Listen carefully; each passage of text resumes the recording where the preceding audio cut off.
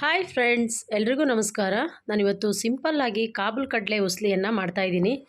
ಈ ಥರದ ಉಸ್ಲಿಯನ್ನು ದೇವರ ನೈವೇದ್ಯಕ್ಕೆ ಹಾಗೆ ಮದುವೆ ಮನೆಗಳಲ್ಲೂ ಸಹ ಇದನ್ನು ಕೊಡ್ತಾರೆ. ನಾನಿವತ್ತು ಮನೆಯಲ್ಲಿ ಸ್ವಲ್ಪ ಕಾಬೂಲ್ ಕಡಲೆ ಇತ್ತಲ್ಲ ಅಂತ ಅದನ್ನು ಮಾಡ್ತಾಯಿದ್ದೀನಿ. ನೋಡಿ, ಈಗ ನಾನು 5 ರಿಂದ 6 ಗಂಟೆ ನೆನೆಸಿಟ್ಕೊಂಡಿದ್ದೆ. ಆ ಕಾಬೂಲ್ ಕಡಲೆನ ಕುಕ್ಕರಿಗೆ ಹಾಕಿ ಸ್ವಲ್ಪ ನೀರು ಹಾಕ್ಕೊಂಡು 1 ವಿಷಲ್ ಬರಲಿಕ್ಕೆ ಇಟ್ಟಿದ್ದೀನಿ. ಈಗ ನೋಡಿ, 1 ವಿಷಲ್ ಬಂದಿದೆ. ಈಗ ಒಂದು 10 ನಿಮಿಷ ಕೂಲ್ ಆಗ್ಲಿಕ್ಕೆ ಇಟ್ಟಿದ್ದೆ. ಈಗ ಕುಕ್ಕರ್ ಮುಚ್ಚಳ ಓಪನ್ ಮಾಡ್ತಾ ಇದ್ದೀನಿ. ಸ್ವಲ್ಪ ನೀರು ಹಾಕಿದ್ರಿಂದ ಕೆಳಗಡೆ ಸ್ವಲ್ಪ ನೀರಿದೆ. ಈಗ ಇದನ್ನು ನೀರನ್ನು ಸಪ್ರೇಟ್ ಮಾಡ್ಕೊಳ್ತೀನಿ. ಈಗ ನೀರೆಲ್ಲ ಸಪ್ರೇಟ್ ಮಾಡಿ ಆದಮೇಲೆ ಒಂದು ಮಿಕ್ಸಿ ಜಾರಿಗೆ 1 ಇಂಚು ಶುಂಠಿನ ಈ ಥರ ತುರಿದಿಟ್ಕೊಂಡಿದ್ದೀನಿ. ಹಾಗೆ 1 ಹಸಿಮೆಣ್ಸಿನ್ಕಾಯಿನ ಈ ಥರ ಚಿಕ್ಕದಾಗಿ ಕಟ್ ಮಾಡಿ ಇಟ್ಕೊಂಡಿದ್ದೀನಿ. ಸ್ವಲ್ಪ ಕಾಯಿ ತುರಿ ಹಾಗೆ ಒಂದು 5 ರಿಂದ 6 ಕಾಬೂಲ್ ಕಡಲೆನೂ ಹಾಕ್ಕೊಂಡು ಸ್ವಲ್ಪ ಹಾಗೆ ಗ್ರೈಂಡ್ ಮಾಡ್ಕೊಳ್ತೀನಿ. ಡೈರೆಕ್ಟಾಗಿ ಹಾಗೆ ಹಾಕೋಬೋದು, ನಾನು ಇಲ್ಲಿ ರುಬ್ಬಿ ಮಾಡ್ತಾಯಿದ್ದೀನಿ. ಈಗ ಒಲೆ ಮೇಲೆ ಒಂದು ಬಾಣಲೆ ಇಟ್ಕೊಂಡು ಅದಕ್ಕೆ 1 ಚಮಚ ಆಗುವಷ್ಟು ಎಣ್ಣೆನ ಹಾಕ್ಕೊಂಡಿದ್ದೀನಿ. ಎಣ್ಣೆ ಬಿಸಿ ಆದಮೇಲೆ ಅದಕ್ಕೆ 1 ಚಮಚ ಸಾಸಿವೆನೂ ಸಹ ಹಾಕ್ಕೊಳ್ತಾ ಇದ್ದೀನಿ. ಈ ಟೈಮಲ್ಲಿ ಸ್ವಲ್ಪ ಹಿಂಗಿದ್ರೆ ಹಾಕೋಬೋದು, ನಾನು ಮರ್ತುಬಿಟ್ಟೆ. ಇಲ್ಲ ಜೀರಿಗೆನಾದರೂ ಹಾಕೋಬೋದು. ಮತ್ತು 1 ಹಸಿಮೆಣ್ಸಿನ್ಕಾಯಿನ ಚಿಕ್ಕದಾಗಿ ಕಟ್ ಮಾಡಿ ಒಗ್ಗರಣೆಗೆ ಹಾಕ್ತಾಯಿದ್ದೀನಿ. ಈಗ ನಿನ್ನೆ ಏನು ರುಬ್ಬಿಟ್ಕೊಂಡಿದ್ದೆ ಆ ಮಸಾಲೆನ ಇದಕ್ಕೆ ಹಾಕ್ತಾಯಿದ್ದೀನಿ. ತರ್ತರಿಯಾಗಿ ಆದರೂ ರುಬ್ಬೋದು.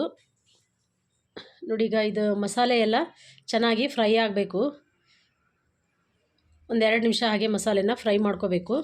ಮಸಾಲೆ ಎಲ್ಲ ಫ್ರೈ ಆದಮೇಲೆ ನಾನು ಇದಕ್ಕೆ ಸ್ವಲ್ಪ ಅರಿಶಿಣನೂ ಸಹ ಹಾಕ್ಕೊಂಡು ಅದನ್ನು ಸ್ವಲ್ಪ ಮಿಕ್ಸ್ ಮಾಡ್ಕೊಳ್ತೀನಿ.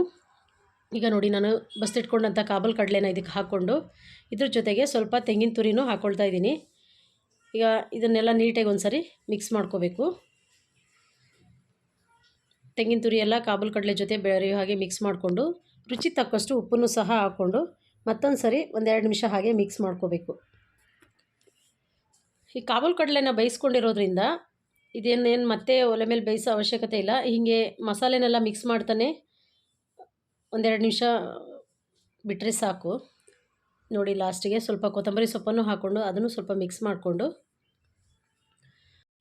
ಲಾಸ್ಟಲ್ಲಿ ಸ್ಟವ್ ಆಫ್ ಮಾಡಿಕೊಂಡು ಸ್ವಲ್ಪ ನಿಂಬೆ ಹುಳಿನ ಹಾಗೆ ಹಿಂಡ್ಕೋಬೇಕು. ನೋಡಿ, ಈಗ ನಾನು ಸ್ಟವ್ ಆಫ್ ಮಾಡಿ ನಿಂಬೆ ಹುಳಿನ ಹಿಂಡ್ತಾ ಇದ್ದೀನಿ. ಈಗ ಇದನ್ನು ಸಹ 1 ನಿಮಿಷ ಹಾಗೆ ನೀಟಾಗಿ ಮಿಕ್ಸ್ ಮಾಡ್ಕೋಬೇಕು. ನೋಡಿ, ಇದೆಲ್ಲ ಮಿಕ್ಸ್ ಆಗಿದೆ. ಈಗ ಈ ಚೆನ್ನ ಮಸಾಲ ಉಸ್ಲಿ ರೆಡಿಯಾಗಿದೆ. ಇದನ್ನು ಈಗ ಒಂದು ಸರ್ವಿಂಗ್ ಬೌಲ್ಗೆ ಸರ್ವ್ ಮಾಡ್ತಾಯಿದ್ದೀನಿ. ಈ ರೆಸಿಪಿ ಎಲ್ರಿಗೂ ಇಷ್ಟ ಆಗಿದೆ ಅಂತ ಭಾವಿಸ್ತೀನಿ. ಇಷ್ಟ ಆಗಿದರೆ ಪ್ಲೀಸ್ ರೆಸಿಪಿಗೆ ಒಂದು ಲೈಕ್ ಕೊಡಿ. ಹಾಗೆ ಇನ್ನಷ್ಟು ಈಸಿ ರೆಸಿಪಿಗಾಗಿ ನನ್ನ ಪೂರ್ವಿಕಾ ವ್ಲಾಗ್ಸ್ ಇನ್ ಕನ್ನಡ ಎಂಬ ಯೂಟ್ಯೂಬ್ ಚಾನಲ್ನ ಸಬ್ಸ್ಕ್ರೈಬ್ ಮಾಡಿಕೊಂಡು ಪಕ್ಕದಲ್ಲಿರೋ ಬೆಲ್ ಐಕಾನ್ನ ಕ್ಲಿಕ್ ಮಾಡಿದ್ರೆ ನಾನು ಹಾಕೋ ಪ್ರತಿಯೊಂದು ವಿಡಿಯೋಗಳ ನೋಟಿಫಿಕೇಷನ್ ಸಹ ಬರುತ್ತೆ. Thank you.